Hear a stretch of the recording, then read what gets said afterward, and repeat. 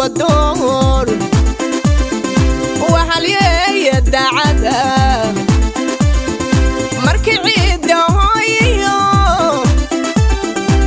هلاقة بعدنا وحرماتك قره runtii la isku haleyn karo magacaygu waa kiin xasan fakad waxaan ahay soo saaraha barnaamijka haldoorka haweenka ee Jubaland TV barnaamijka oo barnaamij toddobaadle ah oo arbaca kasta aad ka daawataan Jubaland TV ilaaga baahnana wax hormaadka qudhahay runtii hamuugaanin hana ka maqnaanin daawashada barnaamijka haldoorka oo barnaamij aad u xiiso badan kana daawo Jubaland TV haddii uu barnaamijka ku dhaafo maalin walba waxa dib uga daawan kartaa YouTube-ka iyo qaybaha kale ee baraha bulshada aan ku leenahay Jubaland TV oo ma santahay horumarka dalkooda heeganu yiino السلام عليكم ورحمة الله وبركاته كلنتي وعن ونكسن داوديال كسر دوادا برامج كهالدور كوينكو برامج تدوالات دوات كيومر أتكاد داوتان Jubaland TV على بأني وكينا يا برامج كإذا لسعوديو برامج كتدوات كان وحنوجه لنا دور كهبلها سوماليد كليين هجان كورباهين تدلك وحبرامج كإجال غيب جلايو مندق حسين إبراهيم يسيد وكلته حمد محمد ياسين وكمده قبلها صحفيين تاع الكهول كلام مقالة ذاك اسمايو إسلام مركزنا كشقية حرمك كل دوان وإذا كسر دويني برامج كهوين كسر دوين وين دوهاي كين كسر دو ما Jubaland TV أو قرين بالأدين دام كوكو بالله بالسؤال شو حنور بحساء حالة كل دوان كشقيان هبلا صوماليات صحفيين تا iyo marxalada ay kala kulmaan shaqooyinkooda iyo waxyaabaha ku hortaagan in gabdhaha ay ka mid noqdaan hoggaanka warbaahinta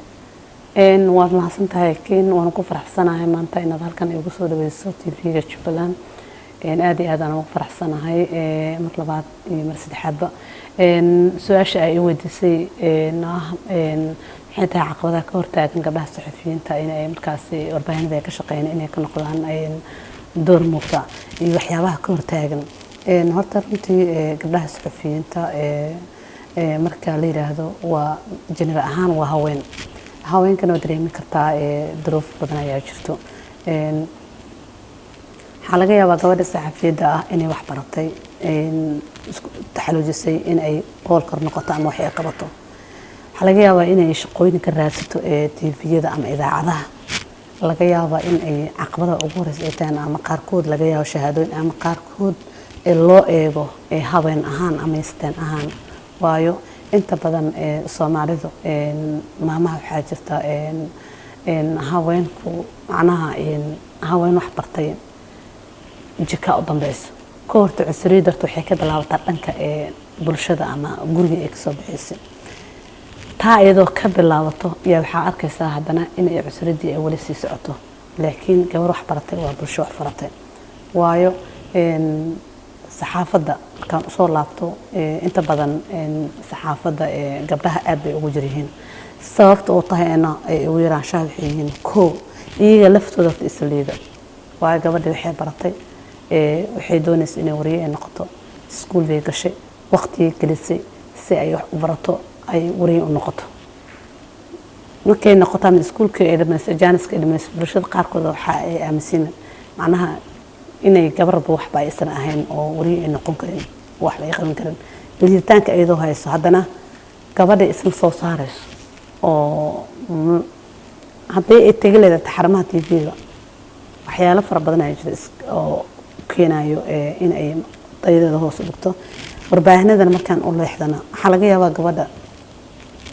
raadinteeda ama shaqada raadinteeda in ay tixgelin laga siinin oo soo laabo kadibna laga yaabo gabadha in waqtigii ay ku hileed ama ay ku hulgaleed warbaahinta in ay markaas dismaraadkeeda ama taageedkeeda u hoos u dhaco هذا Jubaland TV-na waa inay kaga mahadcelinayaa inaan barnaamijkan aan kala qayb galno haddii aan u galo su'aasha ah caqabadaha ama dhibaatada ka haysata gabdhaha in ay noqdaan madax ay ka noqdaan xarumaha warbaahinta aniga ahaan waxaan isleeyahay waxa jirta 3 caqabadood oo gabdhaha ka hortaagan in ay noqdaan mas'uuliyiin ama xilal ay u qalmaan bada ay qabtaan saddexdaas oo kala qaadayo mid inay tahay ayaga gabdhaha dhexdoodii ay caqabad ayaga isku yihiin midna waxa ay tahay waa mid bulshada dhexdeedii ah oo habka Soomaalida ay wax ku qaybsata iyo dumarka Soomaalida meesha maanta ay joogaan iyo sida loo reebayo loo riixayo ay tahay midda kalena waxa ay tahay oo caqabad ku ah xarumaha warbaahinta guud ahaan Soomaaliya ee gabdhaha ay ka howlgalaan cidda markaasi hogaaminaysa ee markaasi xarunta ka ah agaasimaha ku xigeenka iyo wixii la mid ah adiga maamulka xarumahaas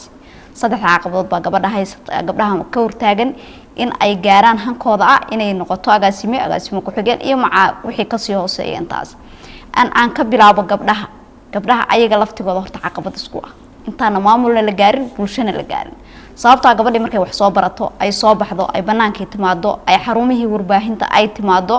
waxa laga yaabaa inaysan juhdi gelinba inay isa soo saarto inay level sare gaarto in aqoonteeda ay dhisto ama ay isku lido isisto ayba dhahdo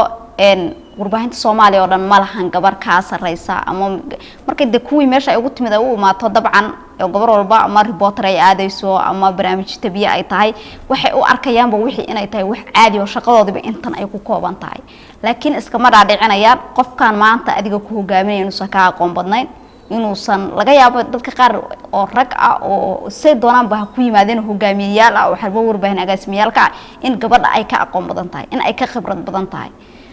haddana ayaga isliiday marka waxa jira liiditaan anaga gabdhaha dhexdeena ay isliidayno aan isleenahay halkan ma gaari kartid aanan hore u socon gabdhaha horta taas ayaa caqabad ku ayaga naftoodii bad caqabad ku taa naftaada dad ka dhacaysid inaadan meesha u socotaada gaari karin waa caqabad midda kale waa bulshada dhexdeedii caqabada gabdhaha ka haysata waxay tahay horta kooba bulshada gabadha guriga marka ka soo baxayso waxa lagu barbaarnayaa gabar baad rag lama tartami kartid halkaas ma aadi kartid meeshaas kama hadli kartid gabar baata wax la dhaho bulshada dhexdeeda ka jira ama wax qaybsiga waan ognahay hanaanka Soomaaliya maanta ay wax ku qaybsato 4.5 ama 4.5 wax la dhaho wax lagu qaybsada marka waxa laga yaabaa ninkan iyo adiga marka tartantaan in meeshii awood qaybsi beeleed uu jiro wadii nin marka tartantaan oo shaqada aad u soo tartantaan ninkan loo wareer hebel laga yaabo ninkiina isku reertiin ninkii baa la soo qaadanaya sababta meesha awood qaybsi baa jirta gabar cidna marka ma fiirinayso ma danaynayso waxa kale oo jirta arin gabadhii in lagu gees riixo cida hadii gabadhi gabar qaba ay too kale to gabadhan reer hebel baa qaba familkaas qaba anaga waxba nooma tarayso ama waxba nooma qabanayso gabar reerkeeda ku reebo caqabada kale oo markaasi dhinaca maamulka waxay tahay dadka maamulka ka xarumaha warbaahinta gabdhaha lama tixgeliyo lamana siiyo doorkooda muuqda sababtoo waxa laga yaabaa rag ayaga ka aqoon wiil ayada ka aqoon yar inuu maanta u yahay haday madax weeday agaasimo ay weeday ku xigeen ay weeday tafaftira ay weeday ma ahanay barnaamijyo iyo madax barnaamijyo ay weedo waan ognaa maanta agaasimo ka soo bilow ilaa title-ka u hooseeya waxa ku dhagan waa wada rag marka waxaan leeyahay gabdhihii sababtoo ah gabdhihii waa la niyad jabiyay hankii baa laga dilay marka saddexda caqabadood waxa sheegtay in gabdhaha iyaga caqabadaha haysta ay kamid tahay in nasadooda ay isliidaan oo marka report loo diro ama barnaamij bad ku qoran tahay liiraado ay isku arkaan in shaqadoodii warbaahineed ee loo soo diray booskiisa ay taagan yihiin sida aad sheegtay maxay tahay marka gabar iyada isliidayso oo sida u aragtid in iyada aqoon ahaan aanan ahayn isku aragtay in booskeedii haysato eeda la saari karo qofka maamulka maadaama gabar iyada ay ku dhiiranayaan inay qabato xil eeda la saari kara maamulkii waxay tahay maamulku dadkan u shaqeynaya saa kala saari kara wuu arki karaa gabadhan kartideeda wuu arki karaa hankeeda laakiin gabadhii hadii la hankii laga jabiyo oo ayadii soo taagan laga yaabo aqoon ay leedahay laga yaabo in maanta aysan hebelnimo ku imaan ee aqoonteeda ay ku imaatay meesha maamulku waxa loo baahan yahay inuu dhiirigeliyo xataa hadaad liidatid hadii maanta lagu dhiirigeliyo bari lagu dhiirigeliyo lagu dhoo shaqo wanaagsan bad qabatay waxa laga yaabaa conceptigi qaldanaa aad haysatay oo aad ku dhaganayd in reporter iyo barnaamijyo ay shaqadaada tahay inaad ka foqdid baa laga yaabaa midda kale gabdhihii hore sii joogay marka gabadha tusaale gabadha gadaal ka imaanayso kale markay aragto maalin walba nin baa xil laga qaadin baa loo dhiib ku kala laga qaadin ku kala loo dhiib macnaha taasi maamulka waxa lagu dhaliili karaa in meesha cadaalad ka jiro sinaan ma jirto sababtoo ah gabdhaha dhan ma wada aqoon yar kuwa aqoon oo la garaad oo la tartami kara agaasimaha meesha ugu sareeya jirta laakiin hankii baa laga dilay maalin walba nin ayadii ka aqoon hooseeya waxa la hal ku lead gareeyo ninkan bad hoos joogtaa gabdhihii waxa kala dhaw marka caqabada maamulka taasa dhaliisha lagu saaraya wiilashaba waa la dhiirigelinaya waan ognahay wiil laga yaabo inuu soo aqoon lahayn reehibilnimada qabiil uu ku yimid baad soo saarto waxa tir madax barnaamijka tahay madax warar baa tahay birita faftiraatay maxaa u diiday gabadha waa marka waa hagardaamo ka jirta dhinacii maamulka oo ay leeyihiin waa tahay xamdiyay aad u maasantahay sida kale waxa aad hadalka ku cad in 4.5 kan uu qayb ka yahay sida loo yahay oo ah wax Soomaalida dhan wada ragaadiyay in gabdhaha ay kaalimo muuqda ka yeeshaan nidaamka warbaahinta lagu hogaamiyo kaleeto sida sharciga ah ee ognahay saxaafadu iyo qabiilku waa laba kala dheer maxaa isku xiray bay kula tahay warbaahin iyo qabiil inay isqabtaan keenay wad mahadsan tahay horta Soomaaliya guud ahaan warbaahinta ka shaqeysa oo ma shaqeysa hanaankii saxda warbaahin loogu talagalay Soomaaliya dhibaatada ugu weyn waxay tahay musuqmaasuq ee 4.5 sababtoo hadii la ogaan lahaa warbaahin iyo qabiil inaysan waxba iska galin qof walba shaqadiisu qabsan lahaa sababta waa ognahay maanta waxa jira dad badan oo shaqadoodii aan haysan oo doorkoodii aan haysan oo door kale aysan lahayn ku dhagan maxaa keenaya isdhaxyaaca uu keenay nidaamkan aan ku shaqeyno marka warbaahinta iyo 4.5 xiriirka ka dhaxeeyo wuxuu yahay laga yaabaa qofkan agaasimaha ah ee xaruntan buu horta kool rabo inuu hogaamiyo inuu yahay qof qabiil ku yimid dad baa la tartamay waxa kala dhaho qofkii aqoontiisa ku muusa kalsoonayn markii reer buu u tagay familkiisu u tagay waxa kala dhaho dawladii oo kaleeto ama maamulkii ama cid markaasi u dhow uu leeyahay ciidan way kala hadli kartaa buu soo kaxaysta marka taasi waxay keenaysaa xaruntii inay noqoto meel ayadoo dhan 4.5 ku shaqeysa marka taasa keenaysa waa tahay aad u maasantahay maan xuseen ibraahim ku soo laabtay adiga dhankaaga maano waxa jiro waxa sheegay in gabdhaha ay aqaldo ama dhibaatooyin ama dactiye ay kala kulmaan markay warbaahinta ka shaqeynayaan bal adiga aragtidaada maxay kula tahay caqabadaha ugu badan ee la taaban kara leedahay taas iyo taas bay la kulmaan oo gabdhaha caqabad ku ah agaasimayaasha dhanka shaqaalaha dhexdooda muran dhexdooda kooda dhanka bulshada ku soo hartay dhanka bulshada qaar ah wariyaasha u aaminsan inay yihiin macnaha waxaan jirinba waxa laga yaabaa warbaarta inaad ka soo qabsato meel ama xalfad ama wax ka dhacayso askar baa ku daadsan wadada waxa leedahay walaalo wariyaan ahay saan ahay waxaan rabaa xarunta jooga kulay waxa laga yaabaa time-ka meesha inuu kaaga dhumo warkii uu mar dambe uu soo gabgabo ugu fasaxo taas maana Soomaali kan waa caqabad wariyaasha ay ka haysata Soomaali dhanka gabdhaha maxay tahay iyaga wax si gooni ah wala kulmaan ama haysto dhanka gabdhaha si gooni caqabadaha guud baan ka hadlay waa dumar iyo rag waxyaabo waa dumar waxay ku hanwaneed inay wax barato inay bulshada wax u qabato haddana caqabado badan waa ay jiraan dhanka maamulka ha ahaato dhanka shaqada ha ahaato dhanka bulshada ha ahaato laakiin waxa loo baahan yahay caqabadaas ee loo gudbi karaa caqabadaas waxa loo gudbi karaa dadaal maxal ah hergaar qofka dadaal warigiis muxuu ahaa sheek ilaahay garabkiis waa u jiraa waa tahay maana adiga waxa taa wariye xilli dheer soo galay warbaahinta ku soo shaqeeyay sida sheegtay heer aad gabar Soomaaliyeed hadda hooyo aad tahay walina aad ku dhex jirto hamina aad ka sii leedahay inta warbaahinta aad ku jirtay adiga wax caqabado oo nafsiyankaaga kala kulantay ma jiraan way jiraan caqabado badan oo dhanka shaqada ahaato dhanka bulshada ahaato laakiin haddii aan waa sheega aan dhaho waxa laga yaabaa dhibaatooyin badan oo hor leedahay macnaha ay yimaadaan marka gabdhaha saxafiyiintana waxaan ugu degayaa caqabad walba iyada soo fursato inay laqaan oo aysan u joojinin idaacadda waayo baashan maxnadan waa fiin tusaale ahaan adiga oo kaleeto hadda iyo xamdi walaashay waxaa ayna dad qaxootiga iskala joognay waxna baranaysa ahamina walahi saxaafadda inaad hor ka gaarto baayarta waa bas joognaba kadibna maanta dana Soomaaliya imaan fiire hadda maanta adiga aad ilaad keen ruuxan oo ku wareero iska dhaafaad ilaad maanta TV-ga intaad ugu soo casuunto imaadan waraysaleen caqabado badan way jiraan la soo kulantay dhamaanteen wariyaasheen marka gabdhaha hadda imaqlahay saxafiyiinta ah ee wax bartay iyo kuwa hadda saxaafadda ku dhex jiro waxaan dhihi lahaa maadaama anaga gabadha ugu weyn walaashooda ah in ay sii wataan oo la saxaafadda aysan joojinin caqabado ka hortimaado waata aad ma waana idinku dhiirigelinaa idinkana inaad markaa aad sii wadataan hawshiina insha allah ilaa ka daqo inaad inshallah وماسنتهي ما gabagabadii barnaamijkan ku sii shaqeynaa Xamdi Yaasiin ayaan u wacnay Xamdi waxa la sheegay in gabdhaha ayaga aqoon ahaan ma lii kara aqoonta gabdhaha liidata sababaha aysan kaalimaha horeete hoggaanka warbaahinta aysan uga mid ahayn taas aan waxaan leeyahay maya aqoon yari aniga inaysan jirin sababta waa laga gudbay xilligii la dhihi jiray gabdhaha Soomaaliyeed wax bartaan gabdhaha Soomaaliyeed waxaan ognahay hadda inay goobaha waxbarashada ayaga ay wiilasha kaga badan yihiin waxaan ognahay sanad dugsiyeedyada labadii sano ugu dambeysay hadan ka hadalno Jubbaland oo kaleeto dugsiyada dhexe oo kaleeto labadii sano ugu dambeysay kaalmaha ugu horeeyay inay gabdho ku jireen oo gabdhaha ka soo muuqdeen marka taasi waxay meesha ka saaraysaa xilligii la oran jiray aqoon yaraan baa jirta gabdhaha lagu riixi jiray aqoon baysan lahayn waa laga tagay waxaas gabdhaha waxaan leeyahay aniga aqoon waa leeyihiin kuwa badan oo waxaa jira rag badan oo hogaaminaya maanta xarumo hogaaminaya gabdha ka aqoon badan baa jooga marka gabdhihii aniga ma aaminsano runtii aqoon la'aan ay jirto balse sababo kale oo jira ayaa gabdhihii ka hortaagan in ay markaas hoggaan noqdaan gabdhihii waxa laga yaabaa iyadoo aqoon leh haddana wixii niyadeeda ku jira inaysan banaanka keenin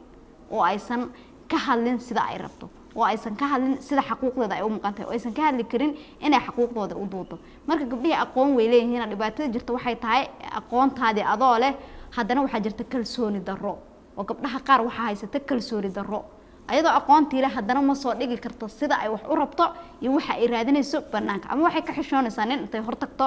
inay tiraahdo waxa kala dhaho aniga xuquuqdeedii waa maqan aniga waxa kala dhaho adaan kula doodaya adaan koos ma sameyn anaga xarumaha warbaahinada maamulka ka jira ma dhacdo inta badan gabdhaha intay hor fariistaan ay la doodaan oo dhahan anaga xuquuqdaana naga maqan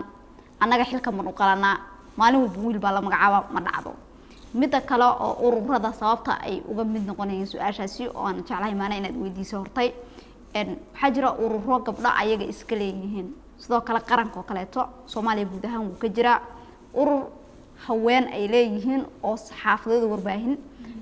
gobolada kale qayb baydhabo kale waxa ka jira urur gabdhaha saxafiyiinta ay ku midaysan yihiin baa ka jira Puntland oo kale urur gabdhaha saxafiyiinta ay ku midaysan yihiin baa jira oo ayaga ay hoggaan u yihiin oo cidna aysan soo dhexgelin rag aysan ku maamulin ayaga maamushaan oo ayaga gabdhaha kala tababaro ay siiyaan gabdho waxaa jira badan oo dhinaca saxaafadda u dhaqdhaqaaqa oo tababarayaal oo gabdhaha tababara marka gabdhaha qaarna doorkoodii way haystaan qaarna wali way hooseeyaan sababo jira awgood waxaan ognahay in Jubbaland aysan ka jirin urur gabdhaad oo dhisan oo warbaahineed oo shaqeeyo ama gobolkan ha ahaado ama gobolka gadaha ha ahaado iyagoo haddana ay ku yar yihiin dhanka warbaahinta gabdhaha marka loo fiiriyo gobolada kale ee dalka maxay isleedahay caqabada ugu weyn ee gabdhaha inay urur dhistaan ka hortaagan adiga aragtidaada keenay waad mahadsantahay caqabada waxa ay tahay horta meeshan markaan Jubbaland ka hadlayno guud ahaan ama gadaha ahaato ama gobolkan aan joognaha ahaato waxa horta yar fahamkii laga haystay warbaahinta baa yar dhinaca gabdhaha dhinaca ragaba gabdhaha kaliya ay dala saareen urur dhanba inuusan ka dhisnayn warbaahineed baan ognahay rag iyo dumar labadaba sababta u dhismilaaya waxay tahay fahamkii warbaahinta baan wali meeshii loogu talagalay gaarsiisnayn gabdhihiina way yar yihiin walina waxa laga yaabaa in aysan u suurto gelin in ay urur dhistaan urur in la dhiso ma fududa marka gabdhihii oo yar awgood fahamkii warbaahinta oo yar awgood sababta meelo badan galaangal badan bay u baahan tahay inaan ururadii ka horeeyo kala la xiriirtay u baahan tahay inaad wasaaradda warfaafinta kala la xiriirtay u baahan tahay inaad idinkii midowdaan bay u baahan tahay runtii caqabado fara badan oo waxa jira in gabdhaha dhexdoodii ayaga dhexdoodii la kala dilo oo la kala geeyo oo macnaha looba diidan yahay inay ayaga urur dhistaan baa jirto caqabado fara badan oo hadda aniga arrin gudaha inaan usii galgalo oo waxaa jira gabdhaha saxafiyiinta Jubbaland gaar ahaan ma ka imaana Soomaaliya inteeda kale ka hortaagan in ay urur sameystaan oo ay kamid tahay fahamkii warbaahinta laga haystay oo meeshii loogu talagalay meel u midna aan taagnayn marka taas sabab ah sidee loo gudbi karaa kula tahay marka caqabadahaas ayaga horta waxa looga gudbi karaa midnimo wax walba markii la midoobo ayaad la qaban karaa gacmo wada jir bay wax ku gooyaan kaliya wax ma qaban kar kaliyaana wax ma qaban kartid maandeeqna kaliya wax ma qaban karto laakiin waxaan aaminsanahay aniga saddexdeenan mid kamid ah maanta haduu maqnaan lahaa barnaamijka ay barnaamijka halkan u fadhino ma suurta gal lahayn laakiin waxa suurta galiya saddexdeeni oo si wada jir u qabanayna marka wada jir ayaa wax walba looga gudbi karaa gabdhaha inay ayaga tashtaan inay fariistaan inay dhahaan maxaa noo dana in ay magaranaysaa tooda liidato ay isleeyihiin way hooseysaa kor loo soo qaado la dhiirageliyo inay helaan tababaro in gabarba gabadha kale waxa ay ku dhaanto markaasi ay kor u soo qaado taasaa looga gudbi karaa iyo in markaasi ururadii kale ayaga ka horeeyay ay la xiriir la sameeyaan dhinaca wasaaradda warfaafinta oo kale wasaaradda warfaafinta waa doorka ugu muhiimsan ee dadka warbaahinta dhan ay hoos tagi lahaayeen waa meesha ugu sareysay marka hogaanka meesha ugu sareysa haddii uu ka qaloocsamo inta ka hooseysana ma hagaagayso marka wasaaradda warfaafinta ayaan roolkeedii ama doorkeedii haysan sidaa darteed baa ururadii wariyaasha ama saxafiyiinta ama gabdhaha noqdeen ama wiilaha noqdeen ay u dhismi laayeen marka inay wasaaraddana doorkeeda garato qaadato gabdhahana ayaga dib ay isugu laabtaan oo wada fariistaan oo ayagana ay isku afgartaan inay urur samaystaan hoggaan samaystaan oo qofkan laga yaabo qofkan maanta ku hogaaminaya caqabado badan baa hor yaala waata xamdi sidaan ognahay marba haddii urur hadda qaran oo kaleeto aanu ahayn sida ururada ka dhisan muqdisho oo kaleeto urur qaran baa jiro ururo gooni oo warbaahinta madaxa bannaan ay ku midaysan yihiin oo kaleeto jiro wariyaasha madaxa bannaan soo iyaga loogama baahna in iyaga marka hore ay noqdaan kuwa diyaar waa inay wax dhistaan markaas kadib oo la tagaan wasaaradda warfaafinta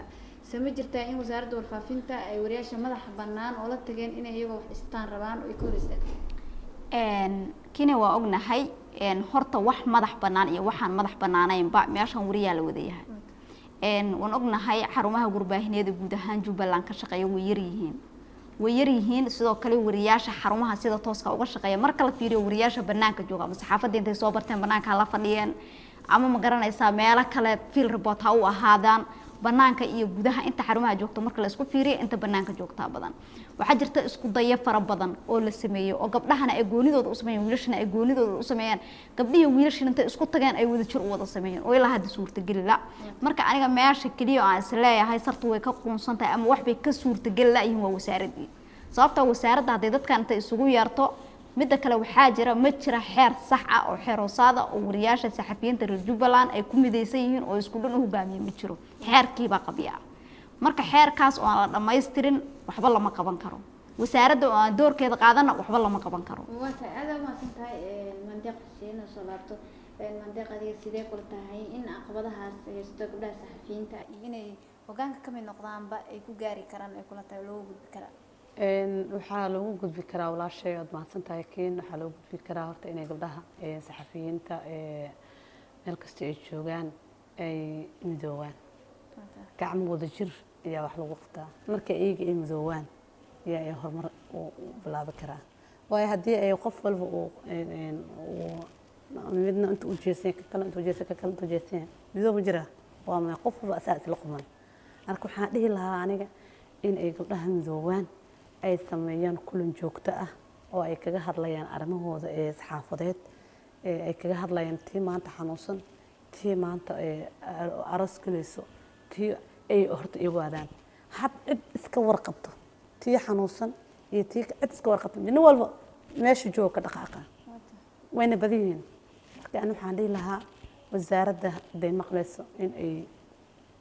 garab weyn ay siiso gabdhaha saxafiyiinta oo doorkooda ay ka qaataan wiilal iyo gabdho markaas oo la siiyo tababaro joogteen ah waxaan dhihi lahaa guul weyn ay qaadan karaan gabdhaha waata ugu dambeyntii maano fariintaada aad gabdhaha saxafiyiinta Soomaaliyeed ee guud ahaan dalka ku sugan ee ku daawan doona aad u diraysan maxay tahay ay uga mid noqon karaan si ay uga mid noqdaan hogaanka warbaahinta dalka guud ahaan ama ha ahaato warbaahin madax bannaan mise ha ahaato mid dowli ah waad mahadsan tahay kiin mar kale waana kaaga mahadcelinay sida quruxda badan aad stuudiyahan ay soo fariisatay oo aad wareysi ila yeelatay walaashii xamdi sidoo kale aadna waan ku mahadcelinayaa horta waad mahadsan tahay mar kale gabdhaha Soomaaliyeed meel kasta ay joogaan ee saxafiyiinta ah maqlaya waxaan leeyahay horta haddii maanta aad ku dhex jirto idaacad ee aad shaqaynayso caqabad walbo oo ka hortimid laq kaniinka barastamoolka marka madaxa ku xanuun waa la laqaa Soomaan in aad laqdo waayo caqabada markasta ma taagnaanayso waad ku gudbi kartaa laakiin haddii aad shaqadii aad waday caqabad yar aad dareentay ma yaqa shaqadan ma wadi karin aad baxdan idaacad kale aad tagto tiyaa lagu leeyahay waxaa loo baahan yahay haddaad i maqlaysaan caqabad walba oo aad istoodiha ama idaacadda aad joogtaan aad ku qabto inaad u sabarto horumaraa dadaal gaari karo waxaad gaaraysaan dadaal kow midda kaleete gabdhaha waxaan ugu digayaa ama saxafiyiin meel joog ka shaqeeya ha ahaadaan ama kuwa saxaafadda bartay ee xaafadaha iga dhageysanayo in ay xaafadihii ka soo baxaan ee imaadaan meelaha warbaahinta ay ka shaqeyso ay geystaan waraqadooda shahaadooyinka ay sameeyaan ama ay soo codsadaan haddii maanta idaacaddana aad tagtay ha caadisan ilaahay mid kale kuu sahlayaa marka aniga hadda tusaale ahaan mar kale aan kusoo qaato hooyaan ahay dareemi kartaa 15 sano saxaafadda hooyada ku dhex jira caqabad walba iga hormaadana waan laqay waan u taaganahay dhib walba waayo caqabadaha waxaad ka qaadaysaa ad adeegan meel bad ku gaaraysaa laakiin haddii inta badan aniga hadda gabdhayn waxaa leeyahay waa jilicsiin saan waay aniga gabdho waa jilicsan muu arkabo maxaa yeelay jilcinaanta iiga xagooda ka imaadaa gabadha ana waxaan qabaa haddii iida ay nafsadeeda ay kalsoonaad ay siiso ay aqoontooda bannaanka ay soo dhigto gabdhaha kale walaalaheeda ay soo saarto ay wasaaradii ay tagto gabar fulsho wax baratay waxaan qabaa in ay wiilkaba ay ka hormar karto oo ay madax barnaamijyo adwa maaha iska daa ay noqon karto agaasime inay noqoto qareen wax walba ayada ka soo godaa laakiin iyada hadday isliido tii kale walaasheedan ay cusreed ay ku samayso taayadan hormar ma gaari karto waxaan leeyahay fadhiga ka kaca hadda ay maqlaysaan oo gaara higsiga aad leedahay waa tahay wanaagsan tahay maantiya xuseen aad baan kaaga mahadcelinaya xamdi aan kusoo laabta adigana fursadda ugu dambeysay maxay tahay fariinta ugu diraysa gabdhaha saxafiyiinta Soomaaliyeed guud ahaan gabdhaha Soomaaliyeed ee saxafiyiinta ah guud ahaan meel walba ay joogaan waxaan leeyahay horta dadaala u guul gaaraa waa ognahay saxaafadda inay caqabado badan tahay waa ognahay inay dhibaatooyin badan leedahay laakiin dhibaatadaas waxaad uga gudbi kartaa markaad dul qaadatid markaad sabirtid waxaan kaloo ugu baaqayaa fariinta u diray ay tahay in gabdhaha aqoontooda ay kor u qaadaan waa ognahay anagoo gabdhihii ay aqoon leeyihiin ba haddana maalin walba waxa taagan caqabad ah gabdhaha ayagan aqoon lahayn marka aqoontaada mar walba sara u qaad midda kale aan ugu baaqaya waxay tahay gabdhaha dhexdooda meel walba ay joogaan inay ayaga hoos isu fiiriyaan oo gabadha kale walaasheeda ay u damqato xaaladda ay ku jirto ay la socoto gabadha kale walaashahay saxaafadda kaaga dambeysay in aad soo dhaweyso u caqli celiso in aad ka saarto niyadaada waxa ah inaad isliidid baro waxa guurkaaga ku jira inaad banaanka u soo bixiso baro qofkan ku hogaaminaya intaad u tagtid si saxsan adoo aan wada qaldan u marin wadada saxda intaad u martid inaad dhihi karto aniga xuquuqdayda maqan xuquuqdaydan doonaya baro in aad noqotid qof hogaamiye noqon kara sababtoo ah ninkan ku hogaaminayo hooyaa soo ka saartay guri hooyuu ka soo baxay guri gabarleeduu ka soo baxay kaama aqoon badna kaama awood badna laakiin maskax buu kaaga sareeya marka waxaan aaminsanahay gabdho badan oo maanta hamile aqoon leh inay aamusan yihiin oo aamuskooda uu gabay ama aamuskooda ay meel la gaari laayihiin marka waxaan leeyahay gabdhaha Soomaaliyeed isku tiirsanaan iyo isku duubnaan ay meel ugu gaaraa gabdhaha saxafiyiinta ah isku duubnaadaan wixii xaquuqo aad leedihiin oo in ka maqana way cad ku raadsadaan waa tahay aad u mahadsantahay xamti oo kaaga mahadcelinaya waqtigaaga sidoo kale waan u mahadsantahay adigana guud ahaan waxaan halkaasi ku soo afmeeraya barnaamijka haweenka oo barnaamij toddobaadle ah barnaamijka toddobaadkan waxaa marti ugu ahaa Maandeeq Xuseen Ibrahim iyo Xamdi Maxamed Yaasiin oo ka kala tirsan warbaahinta ka howlgala magaalada Kismaayo xarunta ku meel gaarka dowlad goboleedka Jubbaland barnaamijka waxaan oga hadlaynay doorka hablaha saxafiyiinta ay ku leeyihiin hoggaanka warbaahinta dalka inta aan ku kulmi doona barnaamijka xiga aniga iyo sidoo kale warbaahinta Jubbaland iyo guud ahaan dadka iga qayb qaatay waxaan kaga mahadcelinaynaa daawadashadiina السلام عليكم ورحمة الله وبركاته أساسكي دنيدا إيوا أني قد مربانا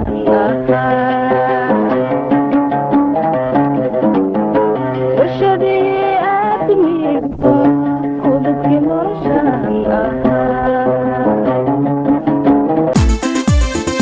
هاوين كانوا ودور وحاليا دعدا markii ciida hooyo hilaaga baahdana waxarmaadka qudhahee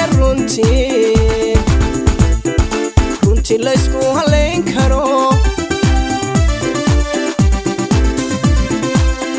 magacaygu waa cabdixakiin xasan fakad waxaan ahay soo saaraha barnaamijka haldoorka haweenka ee Jubaland TV. barnaamijka oo barnaamij toddobaadle ah oo arbaca kasta aad ka daawataan Jubaland TV. ilooga baahnana wax hormaadka qudhahay runtii